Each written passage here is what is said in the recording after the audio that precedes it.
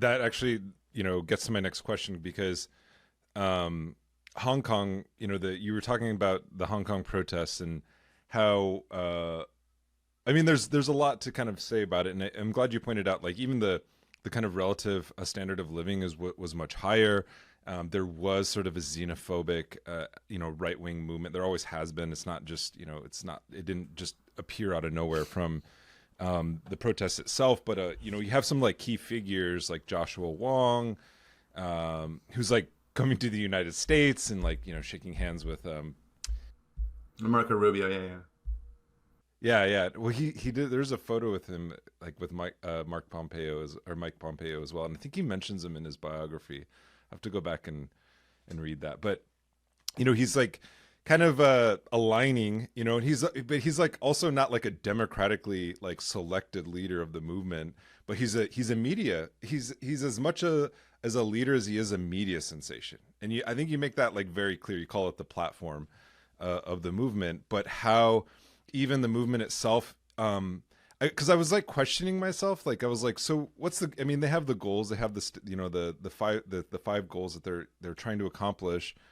But what's like the end goal other than getting media attention? Because that seemed like a big part of the movement. And so is that like, I'm not asking you to answer this question, but I was like, so what are you building power for? Is this a movement about building power, or is it just to kind of capture sort of media attention? And then I was thinking about, this is, the whole question about the Apple Daily. I was just listening to NPR.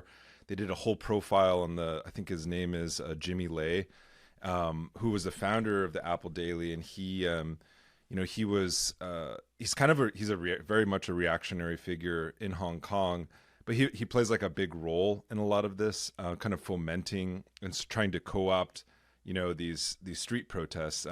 Maybe you could just kind of flesh that out a little bit, because if people have, heard of that, I don't know, some of our listeners may know about it, but it's like, it's kind of confusing. It was confusing for a lot of indigenous people. Like, there was in Canada and British Columbia, they were like asking indigenous movements to, condemn, the Communist Party of China. And people were really confused because these Hong Kong protesters were waving Canadian flags, and they're like, this is, the Canadian government is like, we don't agree with them, So they were trying to draw out these kind of parallels, and it just wasn't making sense to a lot of folks. But maybe you can help us kind of unpack that situation, how it arose, but also sort of the media element. Yeah. So once more, I think the usefulness of my approach, if indeed there is any, is to place Hong Kong, just like all of these other mass protest events,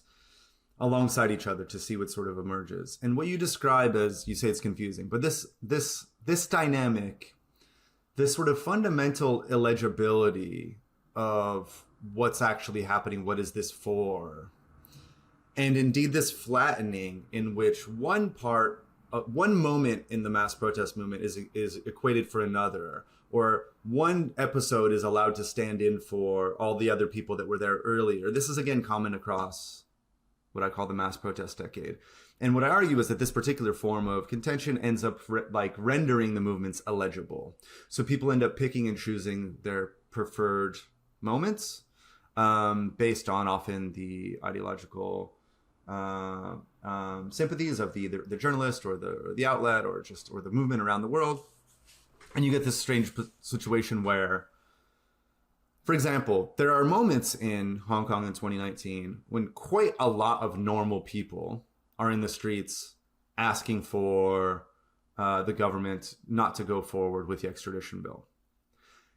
But then you have 3-4 months later, different people on the street doing different things with different ideological approaches, very different tactical approaches.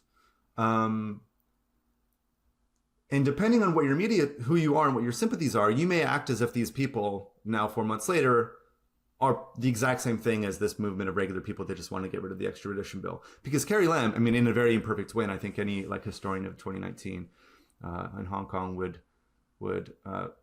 fault her for doing this poorly, but she did not long after these mass protests against the extradition bill put it on, shelve it. It wasn't going to go through. She said, okay, essentially, because, whatever this weird little post-colonial governance system they have in Hong Kong is, protest had worked in the past, and this one, okay, enough people seem to be against this extradition bill, although it was a kind of a strange way to make the make the larger case, which is, I think, really against really about the encroachment on Hong Kong autonomy. But okay, that worked essentially. But then later in the year, you get like this very, very mediatized, and this is, I don't want to speak about it or for it really, but people that were really deeply involved in it told me later in the year, yes, we believe that we got caught in a loop of seeking media attention in a way which was not connected to some long-term revolutionary strategy.